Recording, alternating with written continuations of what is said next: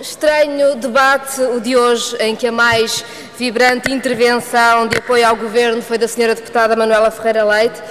Inevitável, dizem-nos, precisamos de recessão, dizem, precisamos de reduzir os salários, dizem, precisamos de aumento do IVA, dizem. Somos filhos do FMI e não temos direito ao nosso país, diz-nos o PSD hoje. Mas este Orçamento de Estado, que vamos votar dentro de poucas horas, responde a um país concreto.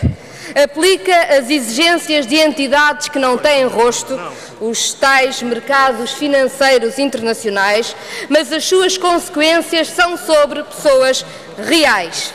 Não é, portanto, demais lembrar que a crise económica que enfrentamos, a pior dos últimos 80 anos, nas palavras do Sr. Primeiro-Ministro, já teve efeitos devastadores sobre as pessoas mais pobres.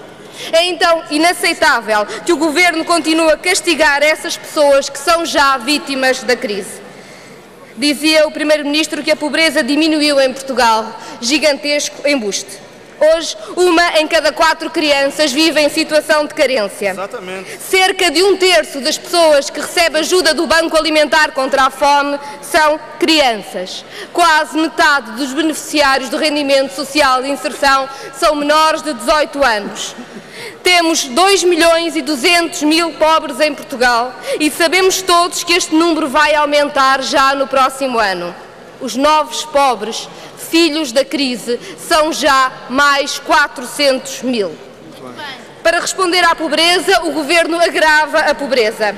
O novo modelo de cálculo de rendimentos e de captação, que impôs a conta absurda em que há pessoas que valem 0,7 de pessoa e em que as crianças só valem meia pessoa, nega já a inúmeras famílias carenciadas o acesso às prestações sociais.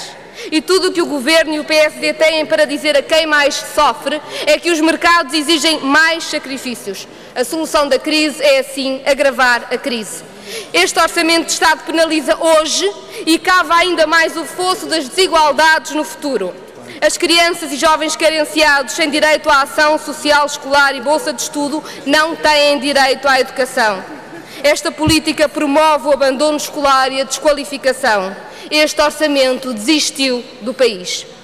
Os cortes no abono de família afetam desde há 2 dias 1.383.000 beneficiários. Com as políticas deste Governo, é um luxo ter filhos e é um risco ser criança. E dos mais novos aos mais velhos, este Orçamento penaliza todos os que menos têm. Este é o Orçamento do ataque às pensões. 1.800.000 pensões congeladas, com medicamentos mais caros, com aumento de impostos. Este é o Orçamento do ataque aos desempregados e desempregadas, com cortes cegos no subsídio de desemprego. 250.000 sem acesso a qualquer apoio, quando se sabe que o risco de pobreza aumentou entre os desempregados e desempregadas. E a pergunta que fazemos hoje é: para quê? Em nome de quê? Para quê obrigar milhares de estudantes a deixar de o ser? Em nome de quê se recusa aos mais pobres o acesso a medicamentos? O que se ganha ao desistir dos serviços públicos? Não há neste Orçamento nenhuma esperança, nenhuma ideia de futuro. Não há redistribuição, só penalização. Penalização dos trabalhadores, dos reformados, dos contribuintes. Não há neste Orçamento crescimento, só há recessão. O Governo sabe que a sua política recessiva criará mais desemprego e mais pobreza. Quantos mais pobres sairão do acordo PS-PSD? PS e PSD uniram-se para exigir sacrifícios a quem menos tem e tudo o que têm para oferecer é mais sacrifícios no futuro. Exatamente. Nenhuma coragem, toda a prepotência e toda a desistência. É no abono de família, na ação social escolar, no subsídio social de desemprego, no rendimento social de inserção, no complemento solidário para idosos, que o Governo espera poupar 1/4 do que já gastou à tripa forra no BPN. Mas o BPN vai ficar barato, garantiu ontem o Ministro das Finanças. Sabemos assim que a irresponsabilidade não tem limite. É esta opção cruel que é inaceitável.